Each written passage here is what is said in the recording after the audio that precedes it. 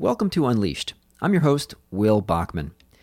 In January, I'm posting an episode daily, long-form interview episodes on Mondays and shorter episodes on Tuesday through Sunday. Today, I wanted to share a phrase that has guided me for the past 20 years, a phrase I repeat to myself each morning: 5-decade time horizon. We hear a lot about how public companies get too focused on quarterly results and ought to focus on the longer term, which seems to be the next 3 to 5 years. But even 3 to 5 years feels to me like a very short-term view, and I've tried to live my life with a 5-decade time horizon as my frame of reference. Frankly, a 4-decade or a 6-decade time horizon would work just as well, but I like the repeated long I sound of 5-decade time horizon.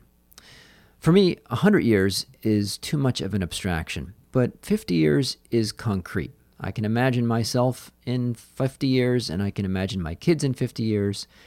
And now that I'm 48 years old, it's getting a little bit optimistic, but it's not outside the realm of the possible.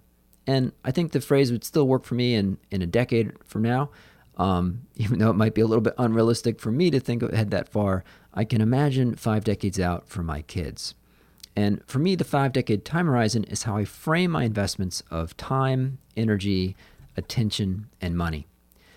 Consider investments in relationships. Negotiation courses talk about one-off transactions versus infinite games. Adopting a 5-decade time horizon shifts relationships far in the direction of infinite games. Adam Grant wrote a fine book titled Give and Take: Why Helping Others Drives Our Success. If you give today and expect to take in 3 months or a year, you'll have a fairly narrow set of relationships available to invest in.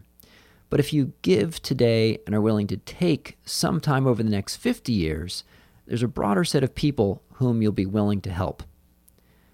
Consider investments in skills. Skill building is cumulative. You could work hard this year to develop a skill, and it won't yield an immediate return.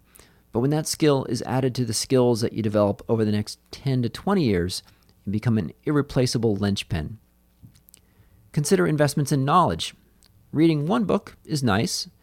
Reading one book every week for decades builds up a deep understanding of the world, rich and layered, that incredibly intelligent people who haven't been doing the reading just can't compete with. Consider investments in building your visibility. One blog post, one white paper, one podcast, one tweet probably won't get you noticed. But do that over years and decades, and eventually you may have earned an audience. Consider investments in your health, physical fitness, mindfulness, parents, siblings, children. Same story.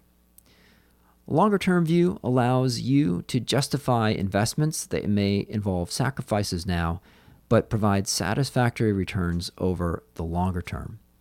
And what I've found is that by being willing to take the long view, there are some investments that I make that may never pay off. However, I've ended up making investments that I might not have made otherwise that did pay off much sooner than I expected. If you found this episode helpful, I hope you'll share it with a friend or two. And if you haven't already signed up already, consider going to umbrex.com/unleashed, where you can sign up to receive the weekly Unleashed email, which include a transcript of each episode, book recommendations, and consulting tips. Thanks for listening.